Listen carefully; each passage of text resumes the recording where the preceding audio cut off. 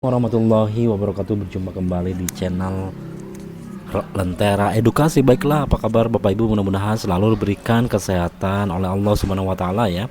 Baiklah, informasi hari ini adalah ratusan honorer diangkat menjadi CPNS dan P3K. Tidak ada lagi pegawai berstatus abu-abu. Nah, selamat ya untuk Bapak Ibu yang mungkin di beberapa daerah sudah diangkat menjadi CPNS dan P3K.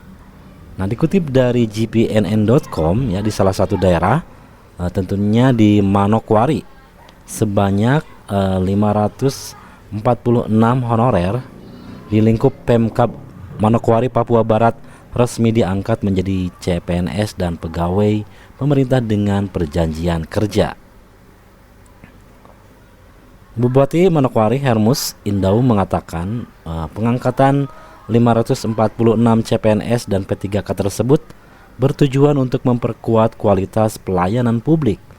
Dikatakan pengangkatan tenaga honorer Promasi 2021 resmi menerima surat keputusan atau SK pengangkatan yang merupakan bagian penting dalam penyelenggaraan pemerintahan, pelayanan sektor pendidikan, kesehatan, dan lainnya.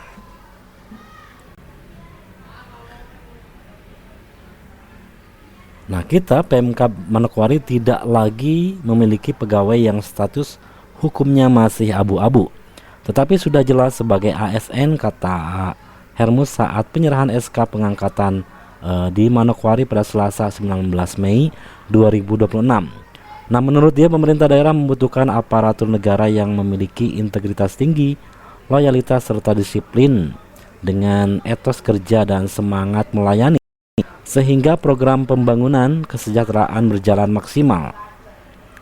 Penambahan jumlah pegawai diharapkan tidak hanya memperkuat kualitas kapasitas kelembagaan, tetapi juga berdampak positif terhadap peningkatan kualitas layanan sektor pendidikan, kesehatan sosial, kemasyarakatan, dan teknis fungsional. Masyarakat di Manokwari butuh pelayanan yang cepat, mudah, dan transparan. ASN harus menjadi pelayan bagi masyarakat, ujar Hermus.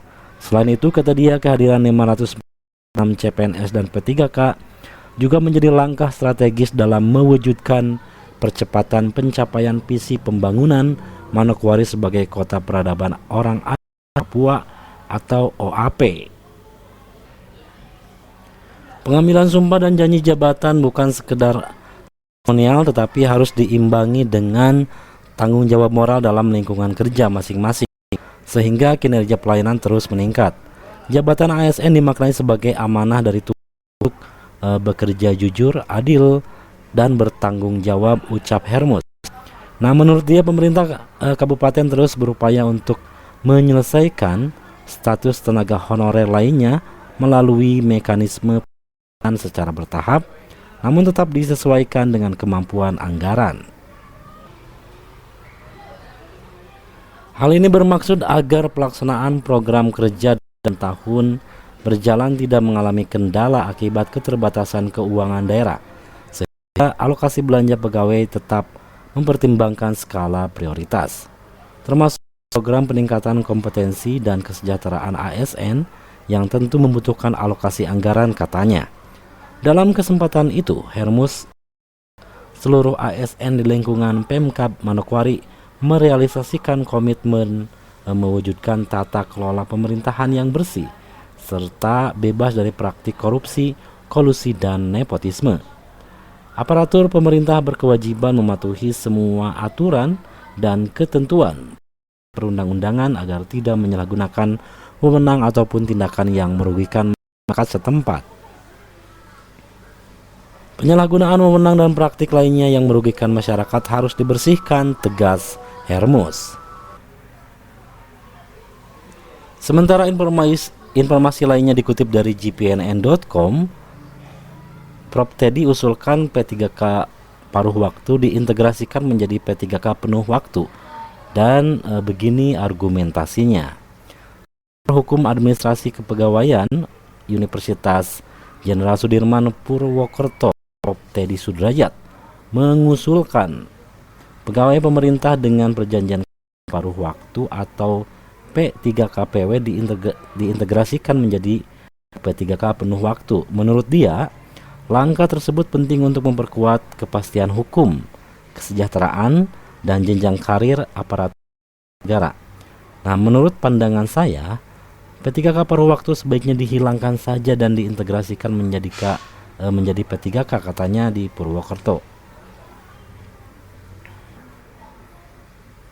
Guru Besar Fakultas Hukum Universitas Jenderal Sudirman Unsud mengatakan bahwa keberadaan P3K paruh waktu yang ini diatur melalui keputusan Menteri Pan-RB nomor 14 tahun 2025 masih menimbulkan sejumlah persoalan, sebab kata dia, dasar hukumnya belum cukup kuat dalam struktur peraturan perundang-undangan.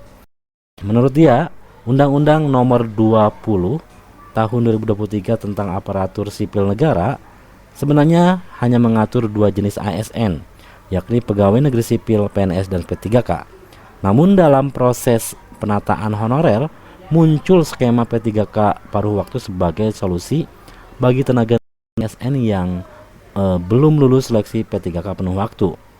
P3K paruh waktu dasar pengaturannya baru keputusan menteri, belum diatur dalam peraturan pemerintah atau undang-undang. Ini yang membuat perlindungan hukumnya belum jelas, ungkapnya. Prof tadi pun menilai kondisi tersebut berpotensi menimbulkan ketidakpastian terkait status kepegawaian, kesejahteraan, hingga pengembangan karir pegawai. Skema P3K PW, kata dia, bahkan cenderung mendegradasikan posisi P3K karena tidak memilih standar pengaturan dari pemerintah pusat, termasuk dalam aspek penghasilan yang masih bergantung pada kemampuan keuangan daerah. Kalau P3K paruh waktu itu kesejahteraannya menyesuaikan dengan kemampuan keuangan daerah sehingga belum ada standarisasi secara nasional, katanya. Lebih lanjut, Prof Teddy mengatakan apabila pemerintah mempertahankan skema P3K, maka aspek perlindungan hukum, kesejahteraan, dan karir pegawai harus diperkuat melalui regulasi yang lebih komprehensif.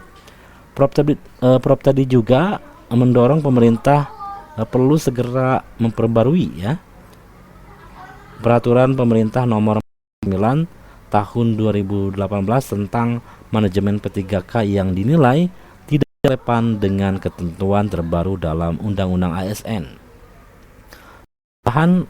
Kedepannya kita sebagai P3K yang mungkin diantara teman kalian ada yang paruh waktu bisa diangkat menjadi penuh waktu jadi ada kepastian tentang kesejahteraannya.